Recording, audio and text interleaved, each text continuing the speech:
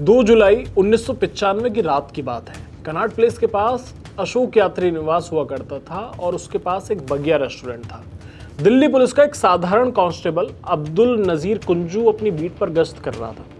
तभी उसकी नाक में एक अजीब सी बदबू टकराती है। ये बदबू टायर या कूड़ा जलने की नहीं थी। ये वो बदबू थी जो शमशान घाट के बाहर आती है, इंसानी गोश्त और बालों के जलने की बदबू। कुंजू दीवार फाड़ कर अंदर घुसता है। सामने रेस्टोरेंट का तंदूर धधक रहा था। पास में 2 लोग खड़े थे। कुंजू कड़कती आवाज में पूछता है, ये क्या जला रहे हैं? उनमें से एक शख्स जिसके चेहरे पर कोई खौफ नहीं था, बड़े इत्मीनान से कहता है, साहब कुछ नहीं, यूथ कांग्रेस के पुराने बैनर और झंडे जला रहे हैं। लेकिन तंदूर से कांग्रेस के झंडे नहीं, किसी इंसान का हाथ बाहर लटक रहा था। प्रमाणम में हम खोलेंगे तंदूर कांड की वो खौफनाक फाइल जिसने 90 के दशक में पूरी दिल्ली को हिलाकर रख दिया था। तंदूर के पास खड़ा वो बेखौफ शख्स कोई और नहीं बल्कि यूथ कांग्रेस का ताकतवर नेता सुशील शर्मा था। और जो तंदूर में जल रहा था वो कांग्रेस का बैनर नहीं बल्कि उसकी खुद की पत्नी नैना साहनी की लाश थी। ये दरिंदगी शुरू हुई थी कुछ घंटे पहले गोल मार्केट के फ्लैट नंबर 8/2A में, यानी 8/2A में। सुशील और नैना की शादी को ज्यादा वक्त नहीं हुआ था, लेकिन दोनों के बीच मतलूब करीम नाम के एक शख्स को लेकर अक्सर झगड़े होते थे। मतलूब नैना का पुराना क्लासमेट और कांग्रेस का कार्यकर्ता था। उस रात जब सुशील घर लौटा तो नैना फोन पर बात कर रही थी। सुशील को देखते ही उसने फोन काट दिया। शक में अंधे हो चुके सुशील ने रिडायल का बटन दबाया। दूसरी तरफ मतलूब की आवाज थी। उसी पल सुशील शर्मा के अंदर का हैवान जाग गया। उसने अपनी लाइसेंसी रिवॉल्वर निकाली और नैना पर 3 गोलियां दागी। गोलियां सीधे नैना के सिर और गर्दन में जा धसी। नैना की मौके पर मौत हो गई।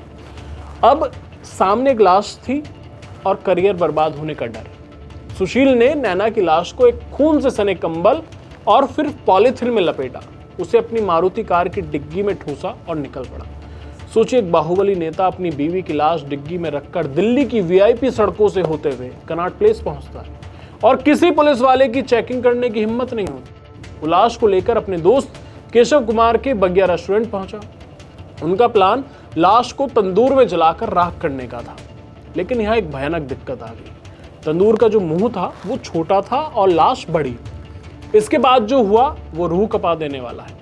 उन्होंने नैना की लाश को तंदूर में फिट करने के लिए उसके हाथ पैर मोड़े तोड़े और जब लाश फिर भी अंदर नहीं गई तो उसे बर्बरता से ठूस दिया गया। आग तेज करने और बदबू दबाने के लिए तंदूर में 40 किलो लकड़ियां और भारी मात्रा में मक्खन बटर वहां डाला गया।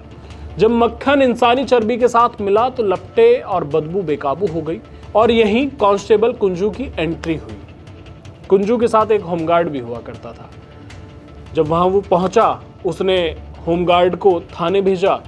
कांस्टेबल कुंजू ने डंडे से तंदूर के अंदर झांका तो उसने एक आधा जला हुआ इंसानी धड़ देखा। भंडाफोड़ हो चुका था, लेकिन सुशील शर्मा वहां से चकमा देकर भाग निकला।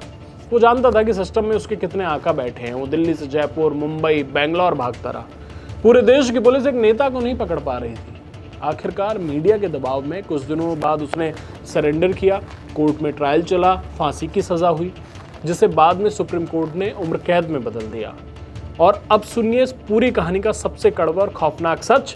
दिसंबर 2018 में करीब 23 साल की जेल काटने के बाद दिल्ली हाई कोर्ट के आदेश पर सुशील शर्मा को रिहा कर दिया गया।